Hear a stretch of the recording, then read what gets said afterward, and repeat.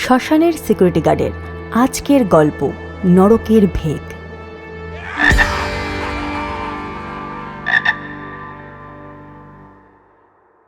এই ঘটনার সমস্ত চরিত্র, স্থান, কাল সবটাই কাল্পনিক। কোনো জীবিত বা মৃত ব্যক্তি বা কোনো সম্প্রদায়ের কুসংস্কার, সংস্কৃতি ও ধর্মীয় ভাবাবেগের সাথে এর কোনো মিল খুঁজতে যাবেন না। এটি শুধুমাত্র বিনোদনের উদ্দেশ্যেই নির্মিত। শেষ শোনা আপডেটে তাগদা এখন অনেক শান্ত। এসে গেছি আমরা নতুন গল্প নিয়ে। প্লেলিস্টগুলো ফলো করবেন। এই ভিডিওটি একবারও স্কিপ না করে পুরোটা দেখতে থাকুন, কারণ ভিডিও শেষে রয়েছে একটি নতুন প্রশ্ন আর আগের পর্বের সঠিক উত্তর ও উত্তরদাতাদের নাম। 69তম পর্ব।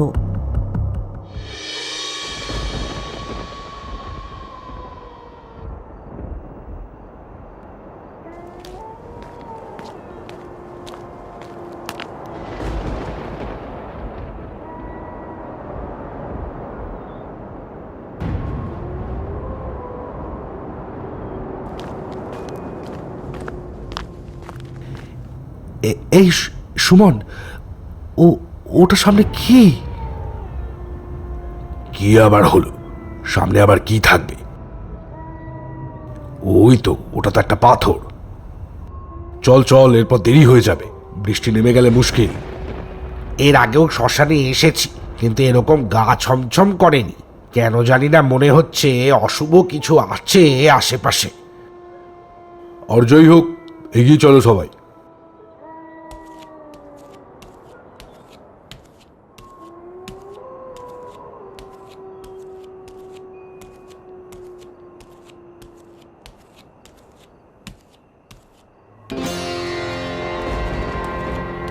সাবধানে চল ভাই, পড়ে গেলে আর দেখতে হবে না। তার বলতে, আস্তে চল।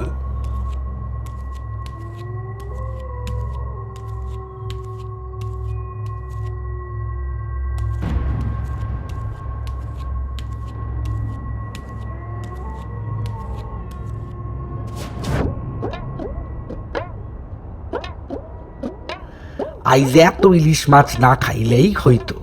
পেটটা কেমন যেন আই ধাই করতাছে। যাও গিয়া, ডাকাত ভূতরে অনেক ধন্যবাদ, সেও আমারে পেট ভইরা ইলিশ খাওয়াইছে রে।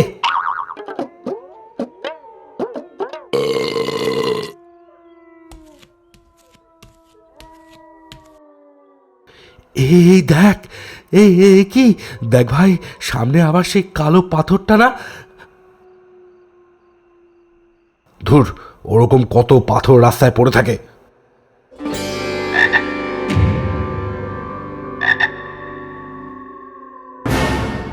ওরে বাবারে, এটা কি?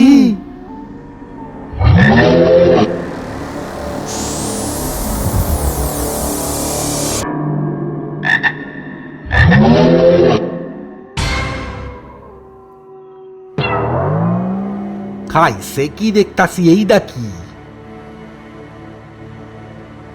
পালা সুমন।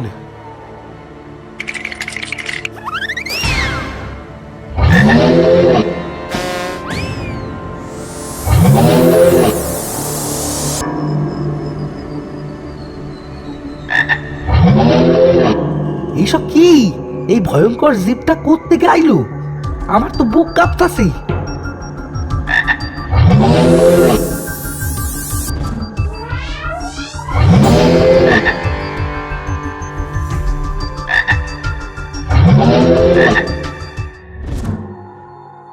এটাকে কি বলা যায়? ব্যাং রাক্ষস? ব্যাং রাক্ষস?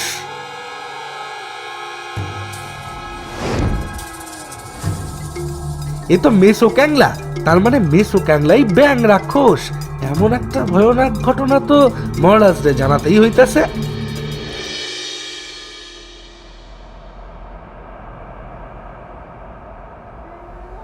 নরকঙ্কাল, শ্মশানের কাজকর্ম ঠিকঠাক চলছে তো? বহুদিন ওদিকের কোনো খোঁজ খবর নেওয়া হচ্ছে না। কদিন ধরে খুব ওখানকার কথা মনে পড়ছে। শ্মশানের খবর ঠিকঠাকই, শুধু বর্ষাকাল চলছে।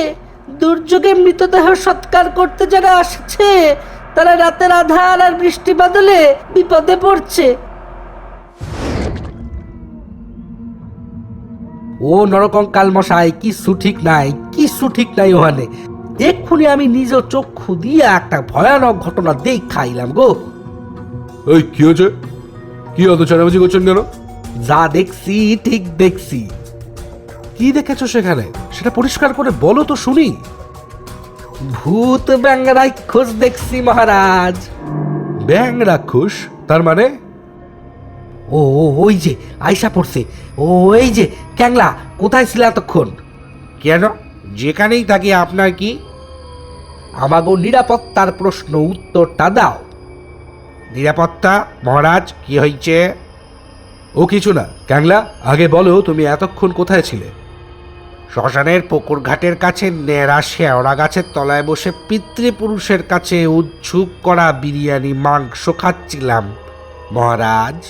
কেমন বলছিলাম না মহারাজ? কি বুঝলেন এবার? সব মিলা যাইতেছে তো? দাঁড়াও বাঙাল ভূত, শুধু সন্দেহের বশে কাউকে এভাবে বলা ঠিক নয়। কি ব্যাপার বলুন তো মহারাজ? একটা রাক্ষস ব্যাঙের আবির্ভাব হয়েছে শ্মশানে। মরা খায়, মানুষ খায়, তারপর তাদের আত্মাগুলো রাক্ষসে ব্যাঙ হয়ে যায়। কি কেলো, ভূত খায় না তো? তেমন কোনো প্রমাণ নেই, তবে মনে হয় খায় না। না হলে তুমি আর বাঙাল ভূত তো জ্যান্ত ফিরতে না ওখান থেকে। কিন্তু তাতে বিষয়টা শেষ হয়ে যায় না। কেন মহারাজ? কারণ ব্যাঙ রাক্ষস রূপ বদলে তোমার রূপ নিয়েছে। মাগো, কি বলছেন মহারাজ? আপনারা কি আমাকে সন্দেহ করছেন? সন্দেহটা বড় ব্যাপার নয়, বড় ব্যাপার হলো ওই জীব আমাদের শ্মশানে বা এলাকায় এলো কি করে, তার উদ্দেশ্যই বা কি? সে কি কোনো আলাদা জগতের প্রাণী? এই ধরনের কোনো ব্যাঙ এই এলাকায় আছে কিনা এটা বলতে পারে আমাদের শ্মশান পুকুরের ব্যাঙেদের রাজা ভেকেশ্বর। ওকে কন্ট্যাক্ট করি মহারাজ। এখনই একবার কন্ট্যাক্ট করো তো।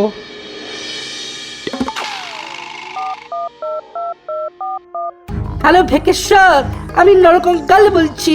একটা খবর দাও তো, খুব আর্জেন্ট। আগে না, এরকম কোনো ব্যাঙ আমাদের এলাকায় নেই।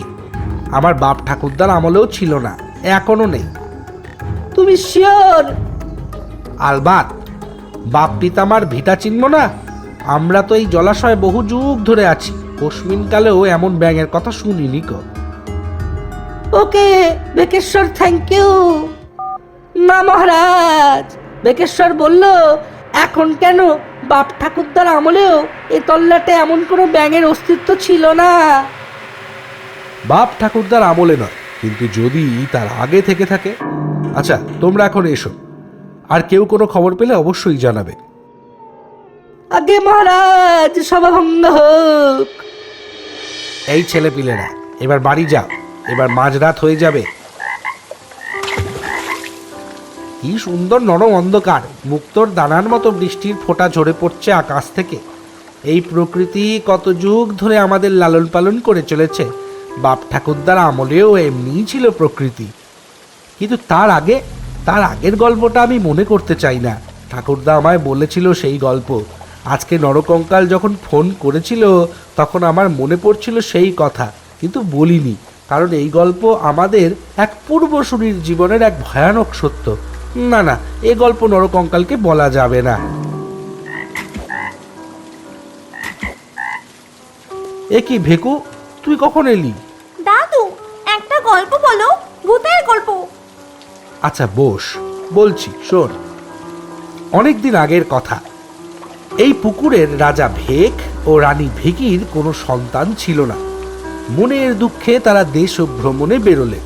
যদিও ব্যাঙেদের মধ্যে নিজেদের জলাশয়ে ছেড়ে অন্য জলাশয়ে যাওয়ার প্রথা নেই, তবুও রাজা রানী সেই প্রথা ভাঙলেন। ভাসতে ভাসতে তারা পৌঁছলেন আফ্রিকায়।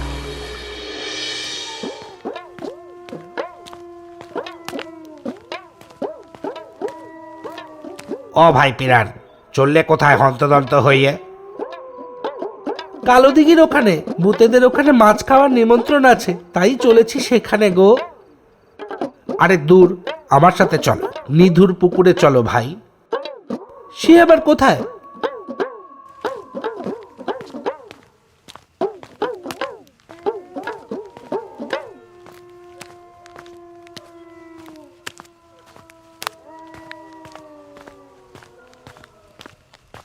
এ কোথায় নিয়ে এলো ক্যাংলা? ও ভাই ক্যাংলা, কোথায় তুমি?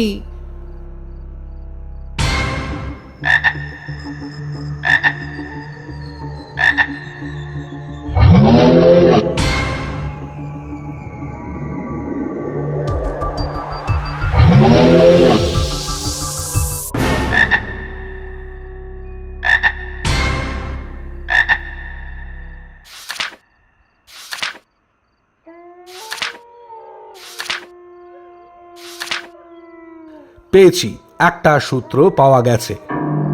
ভূতেদের ওপর এই ধরনের আক্রমণ ঘটতে পারে এটা আমি আগেই বুঝেছিলাম, তাই আমি আগে থাকতেই তোমাদের সাবধান করেছিলাম। আসলে আমি ভূতশাস্ত্র ঘেটে কিছু সূত্র পেয়েছি, তা থেকেই বুঝেছি যে এই সমস্যার সমাধান অতটা সহজ নয়। আচ্ছা ক্যাংলা, তুমি পিরানকে শেষ কখন দেখেছো? পিরানকে আমি শর্টকাট রাস্তায় নিয়ে আসছিলাম নিধুর পুকুর থেকে ভালো মাছ খাওয়াবার জন্যে, কিন্তু আচমকা দেখলাম অন্য রাস্তায় ঢুকে পড়েছি। একটা ঘোর লেগে গেল যেন। পিরানকে ডাকলাম, কেউ সাড়া দিল না। তারপরে হঠাৎ আবার চেনা রাস্তায় নিজেকে দেখতে পেলাম, আর সেই সময় দেখলাম ব্যাঙের মতো বিশাল দুটো জন্তু অদৃশ্য হয়ে গেল। পিরানকে পেলাম না, খুব ডাকলাম, খুঁজলাম, কোনো উত্তর পেলাম না। তারপরে আপনার কাছে ছুটে এসেছি। আমি একটা বিষয় আন্দাজ করতে পারছি। কি জানতে পেরেছেন মহারাজ? সেটা আমি এখনই প্রকাশ করব না, তার আগে আমাকে অকুস্থলে একবার যেতে হবে।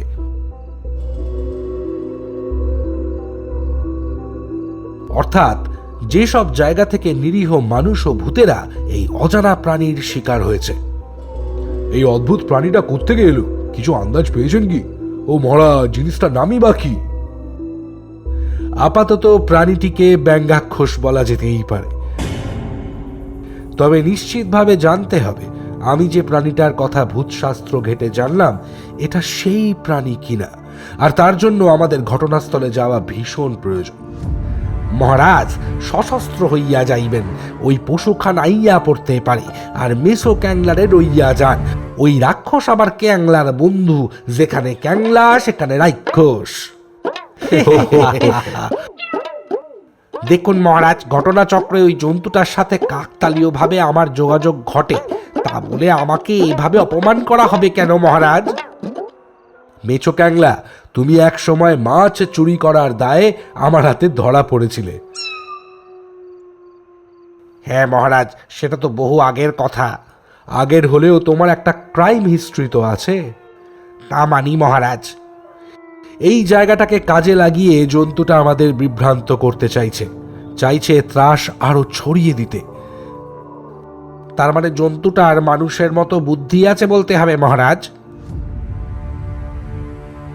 হ্যাঁ, তাই সে তোমার রূপ নিয়ে কুকর্মগুলো করছে, যাতে ভূতেরা তোমার প্রতি সন্দেহ করে, তোমাকেই বহুরূপী রাক্ষস ভেবে নেয়, আর সেই সুযোগে আসল শয়তান রাক্ষস একের পর এক শিকার করে যেতে পারে। ও মহারাজ, রাক্ষসটা তো তার মানে যে কোনো দিন আমার রূপ নিয়ে বিভৎস কিছু করে ফেলতে পারে। একদম ঠিক। কি ভয়ানক! এই বুদ্ধিমান রাক্ষসের সাথেই এবারে আমাদের সংগ্রামে নামতে হবে।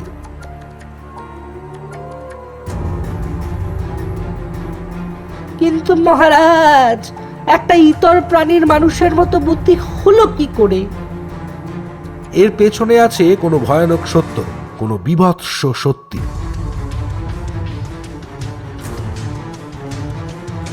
কি সত্য মহারাজ?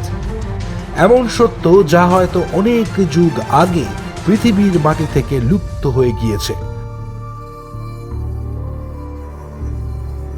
নরকঙ্কাল, পুকুর পাড়ের সেই জায়গাটা দেখতে যেতে হবে, আর পিরান ভূতের নিরুদ্দেশ হওয়ার স্পটটাও দেখতে হবে। ওখানেই মিলবে আমাদের সূত্র।